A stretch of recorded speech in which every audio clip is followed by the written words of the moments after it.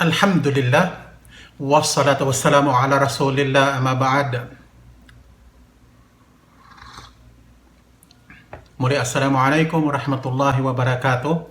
Sa ating lesson 23 ng Pinagaang Quran, mula sa lesson 21 hanggang sa matapos natin ang buong libro. Madali na lang ang pag-aaral at pagmemorya ng conjugation, inshallah. Kagaya ngayon, kagaya sa sinabi ko na simulan natin sa lesson 23 ang pag-aaral ng mga verb na higit sa 3 litra. Kagaya sa ating sinabi noon na ang lesson 1 hanggang lesson 21, ang ating napag-aralang verb ay 3 litra lamang, na ito yung tinatawag na mga gramarya na base form o tinatawag nilang ground form o G form. Na kung mapansin nyo dito sa ating vocabulary, ang verb na pa, lam at saka kap, nakalagay dyan ang number 7. Kapag naunawaan nyo at na-memorya ang conjugation ng form number 7 na ito, balikan ninyo ang pagmemorya ng vocabulary na ito. Na ang form 7, ang meaning ay depart, go on, proceed on one's way, move freely, humayo, lumakad, sunod, syakka, yashokko, split, cleave, na sa salita natin ay pinonet, biniyak. Pero ang form 7, be split apart, naponet, nabiyak, sunod, ghafala, yagfulo. Ang verbal noun, ghafla, neglect, be unmindful. At kumagamit ng preposition na an, nakaligtaan sa ating salita. Kata'a, yakta'o, verbal noun, kato. Cat, pinotol. Ang form 7, get cut off, sa ating salita ay naputol. Kalb, verbal noun, kalbon. Turn around, turn upside down, binaliktad. Ang form 7 naman, sa salita natin ay nabaliktad o kaya bumalik, turn back, nabago. Wada'a, verbal noun, wad'un, put down, lay aside, inilagay. Dito tayo sa mga nouns. Jonash, asin, gumagamit ng ala for someone, at gagamit ng an, susundan siya ng mudari' na subjunctive to do something. Hadr, precaution. Halimbawa, akhadha hadrahu, take one's precaution. Silah, plural ay asliha, arms, weapon, sandata. Ta'ifa, plural, tawaif, group, band, party, pangkat, grupo. Atib, heel, sakong, plural, aqab. Makan, place, plural, amkina. Adan, annoyance. Rehal, plural ito ang rehal, ang singular ay rahel. Saddlebags, yung daladalahan, nangangahulugan din siyang bahay o tirahan. Bida'a, merchandise, paninda. Mithqal, timbang. Dharra, atom, isa sa kanyang kahulugan, maliit na langgam. Mithqalo dharratin, an atom's weight. La'alla, sinusundan ito ng noun na nasa accusative o kaya enclitic pronoun na nangahulugan, perhaps, harinawa. Wara'a, susundan ito ng noun na genitive. Pwede rin ginagamitan ng min wara'i, ganun pa rin, susundan pa rin ng noun na genitive, meaning behind, beyond, the other far side of. Inqalaba ala aqibay, he turned back on his heels. Retraced his steps, went back to where he came from. Binalikan ang kanyang mga sakong, sa ating salita. Nang ibig sabihin ay bumalik. Kagaya sa sinabi ko sa inyo, na dito sa lesson 23, sisimulan natin ang increased forms of the verb. Ang pag-aaral at pagmemorya ng increased forms of the verb na ito, kaya sa sinabi ko sa inyo, ito ay napakadali na lamang. Ibig sabihin, kung umabot ka na sa lesson 21, nalampasan mo na ang paghihirap ng pag-aaral ng lingwahe. Kaya sa ating nabanggit na ang lesson 1 hanggang lesson 21, ang napag-aralan nating mga verb ay tatatlong litra lamang, na kung saan iyon ang pinakamahalagang pag-aaral sa pagsisimula ng pag-aaral ng lingwahe. Dahil kagaya sa atin ang naranasan na ang tatlong litra na ito ng mga verb, ang gitnang litra kagaya sa paala, ang gitnang litra sa madi o perfect form ay maaaring a, maaaring e, maaaring o. Ibig sabihin, paala, paila, paula ang basa. Kayo din naman ang mudari o imperfect. Ang gitna na ito ay nagbabago. Samantalang dito sa increased form, mula dito sa number 2 hanggang number 10, na kung saan ang 10 form na ito ng mga verb sa Arabic, ito ang pinaka-common. Ibig sabihin, madalas o karaniwang ginagamit sa lingwahe. Magsimula dito sa number 2 hanggang number 10, ang madi at mudari, iisa lang ang pattern na sinusunod. Hindi ka na malilito sa mga conjugation ng mga verb na ito. Simulan na rin ninyo ang pagmemorya ng pagbabago ng mga form na ito mula 1 hanggang number 10. At pansinin ninyo ang pag-iiba. At ito ang paraan ng madaling pagmemorya ng mga verb na ito. Dito sa number 2, kung mapapansin ninyo, ang naidagdag dito ay ang gitna. Ang gitna, yung ain, nilagyan ng shadda. Ibig sabihin, dalawang ain yan. Ang basa ay fa'ala. Samantalang ang form 1, fa'ala o J form na tinatawag. Dito ay fa'ala. Tapos, ang number 3, ang idinagdag naman ay alif. Pagkatapos ng fa, dinagdagan ng alif. Sa halip na fa'ala, naging fa'ala. Kaya naging 4 na naman, kagaya din sa number 2. Ang number 4, ang idinagdag na naman ay alif sa unahan at ginawang sukun ang unang litra, ang fa. Af'ala. Sa number 5, kung papansinin ninyo ang number 2, dinagdagan lang ng ta. Ang fa'ala, dinagdagan ng ta, tafa'ala. Dito, ang naidagdag ay dalawang litra na, naging 5 na siya. Ta, tapos ginawang 2 ang ain. Ang number 6, kung pansinin niyo naman ang number 3. Sa number 6, ang fa'ala, dinagdagan ng ta, naging tafa'ala. Ang number 7, infa'ala. Ang naidagdag, alif at saka nun sa unahan. Tapos ang number 8, kung mapapansin ninyo, ang naidagdag dyan ay alif sa unahan. Tapos pagkatapos ng unang litra, may isiningit na ta. Ito ang J form, fa, ain, lam. Ang naidagdag, alif. Pagkatapos ng fa ay ta. Ang basa, ifta'ala. Ang number 9, ang naidagdag, alif. At ang huling litra, ang lam. Dinagdagan ng isa pang lam, kaya naging shadda ang huling litra, if'alla. At tapos ang number 10, ang naidagdag ay sa unahan, alif, sin at saka ta. At ang unang litra ng J form ay sukun, istaf'ala. Ngayon, ang paglalagay ng number na ito, mula number 1 hanggang number 10, ito yung tradisyonal na pag-aaral ng conjugation ng Arabic. Sa mga Orientalist na mga grammarian, nilagyan nila ito ng number. Na kung saan sa pag-aaral natin, hindi natin sinusunod ang pagkakasunod-sunod nito. At inshallah, ang una nating mapag-aaralan, ang layunin nito ay para maging madali ang pagkakaunawa ng pagkakaiba sa kahulugan Depende sa pagbabago ng form ng mga verbs na ito.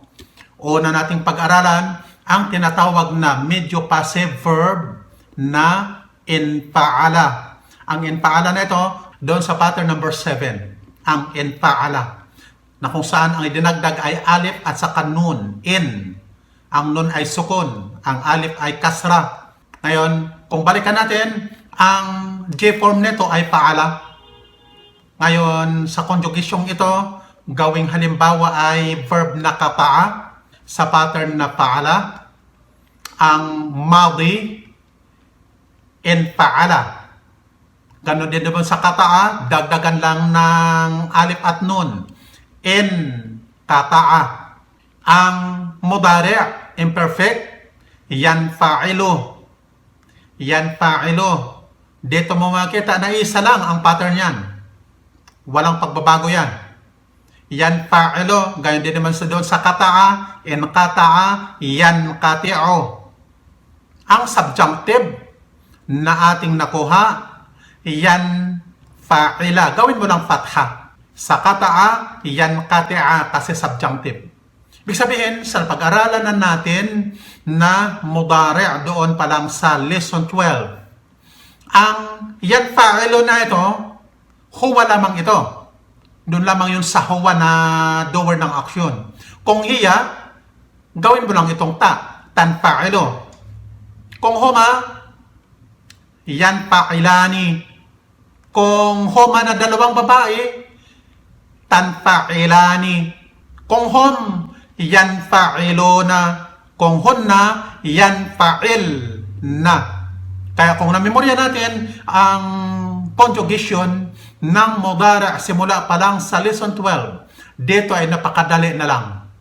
Napakadali na lang. At tandaan, itong yan na ito, sa huwa lang yan. Kung Joseph na ngayon, gawin na lang namang sukon. Yan fa'il. Doon sa kata'a, in kata'a, yan kati'a. Doon naman sa participle, dito ngayon natin pag-aralan ang pag-iba. Kasi ang participle natin nakuha doon sa J-form, ang fa'ala, ya fa'alo, fa'ilun, fa'ilun. Ang fa na ito, dadagdag lang ng alif, naging fa'ilun. Yun ang participle ng J-form. Pero ang participle dito ng medyo passive na infa'ala, munfa'ilun. At mapansin ninyo ang simple lang na paggawa ng participle. Ang ya, doon sa imperfect, mudari', palitan mo lang ng mim. Ang mim ay dhamma. Yun lang. Bilang ang participle ay counted na noun, kaya munfa'ilun, al-munfa'ilu. Doon naman sa kata'a, yung kata'a, yan kati'o, munkati'un. Tapos, ang verbal noun, di kagaya doon sa J-form na ating nang napag-aralan. Na ang verbal noun nito ay marami, hindi pare-pareho. Samantalang ang verbal noun ng increased form dito sa form 7, infa'ala, infi'alun. Kaya doon sa kata'a, inqita'un. Ang kaibahan ng medyo passive and true passive. Na tinutukoy natin ng true passive, yung atin ang napag-aralan sa lesson 21, passive form ng J-form, at saka medyo passive dito sa form number 7 ng increased form. Ang J-form passive, ito yung true passive. Tingnan nyo ang halimbawa, koti'ara suho, his head was cut off. Sa lingwahe, nasa isip po ng nagsasalita at nakikinig na magaman ito ay passive, absent ang doer ng aksyon, pero nasa isipan ng nagsasalita at nakikinig na mayroong gumawa ng aksyon. His head was cut off. Nang kahulugan sa ating salita, ang ulo niya ay pinutol Samantalang sa medyo passive, en kata'ara suho, his head got cut off. Dito naman, sa isipan na nagsasalita at nakikinig, tagagawa ng aksyon, totally absent, wala. Ang importante dito ay ang resulta, na yun nga ang naputol ang kanyang ulo. Samantalang doon, pinutol ang kanyang ulo maging sa ating salita, hindi binanggit kung sino ang gumawa ng aksyon, pero nasa isip na nakikinig na mayroong gumawa. Samantalang dito naman, naputol ang kanyang ulo, dito totally absent ang doer ng aksyon. Ngayon, isa pang kaibahan ng medyo passive sa true passive. Tingnan nyo ang mga sumusunod na halimbawa. Kasaral kasa, he broke the goblet. Doon naman sa passive, koseral kaso, the goblet was broken. Dito kagaya sa sinabi natin, bagaman absent dito ang doer ng aksyon, nasa isipan ng nagsasalita at nakikinig na mayroong bumasag sa cup. Samantalang sa medyo passive, in kasaral kaso, the goblet broke. Dito totally absent ang doer ng action. Ang summary ng passive form, dito sa G form, perfect passive, koseral kaso, na meaning the goblet was broken by someone at some point in the past. Sa medyo passive perfect, in kasaral kaso, the goblet got broken at some point in the past. Yung doer ng action ay wala. Ang J form ng imperfect passive, sa mudari naman, yoksarol kaso, the goblet can be broken. Ang medyo passive, imperfect o mudari, yan kasirol kaso, the goblet will break. Ang J form ng passive participle, inal kasa, maksuron, the goblet is broken. It was broken by someone in the past and it is now broken. Medyo passive participle, inal kasa, munkasiron, the goblet is breakable, is liable to be broken. Malinaw na kaibahan sa verbal noun kapag gagawing verbal noun, ang G form at saka medyo passive form. Tingnan ang halimbawa sa verb na hazama, hazmuho, his defeat. Pero nangangahulugan ito ng dalawa na magkasalungatang kahulugan. Maaring of someone else or his defeat by someone else. Kabaliktaran. Na sa ating salita, ang pananalo niya o kaya ang pagkatalo niya. At doon mo na lang yan, makukuha ang tamang kahulugan sa context ng sentence. Samantalang sa medyo passive form, in his muho, his defeat, in the passive sense of his having been defeated by someone. Ito, special lang talaga sa kahulugang ang pagkatalo niya sa ating salita. Ngayon, lilipat naman tayo ngayon sa geminate verb o double verb ng form number 7 o medyo passive, na kung saan ang J form nito ay falla. Ang halimbawang ating gagamitin dito ay ang verb na shakka. Ang pattern niya sa form 7, in falla, kaya ang shakka, in shakka.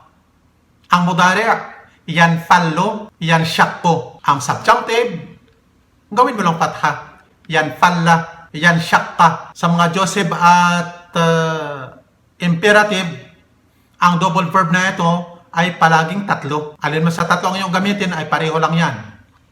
Yan falla, o kaya yan falli, o kaya yan falil. Yan ang Joseph. Gayon din naman sa shakka, in shakka. Ang Joseph ay yan shakka, yan shakti, o kaya yan shakik. Ngayon ang participle, monfallon. Doon naman sa shakka, in shakka, monshakpon. Ang verbal noun, in filal. Doon naman sa shakka, in shakak. At mapansin nyo palagi, pansin nyo may ito sa madaling pagmemorya ng mga conjugation. Na ang verbal noun, ang huling litra nilalagyan ng alif. In shakak, infilal. Doon sa infa'ala, infial. Inqata'a, inqita'. Mayroon palaging alif bago ang hulihang litra. Dadako na tayo sa ating mga exercises. Exercise A. Give the perfect and imperfect sa dower na huwa, participle and verbal noun of the form 7 and give the meaning of it. Ibigay ang kahulugan ng bawat isa. Sa B, read and translate. Dito pa rin sa mga translation na ito, nare-review natin ang ating mga vocabularies kasama ang mga ruling ng grammar. Hanggang 10 yan. Tapos, ang C, translate into Arabic. Subhanakallahumma wa bihamdik. Asyhadu an la ilaha illa ant. Astaghfiruka wa atubu ilaik. Wassalamu alaikum warahmatullahi wabarakatuh.